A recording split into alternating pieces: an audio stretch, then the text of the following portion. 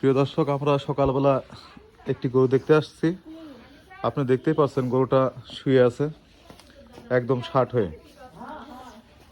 আসলে কিছু জিনিস আছে যেগুলো খামারিরা যদি এগুলো কথা না শোনে তাহলে সে খামারি এভাবেই ধ্বংস হয়। দেখতেই পাচ্ছেন গরুটা আসলে পড়ে গেছে। পড়ে যাওয়ার কারণে মাজার যে কোটি আছে না, এই যে কোটি, এই কোটি থেকে যখনই এড়ে যায়, এড়ে যাওয়ার পর দেখবেন পাওটা ভাঙতে পারে না। এই পাওটা অনেকবার চেষ্টা করা হয়েছে ভাঙার জন্য, কিন্তু আসলে ভাঙতে পারছে না।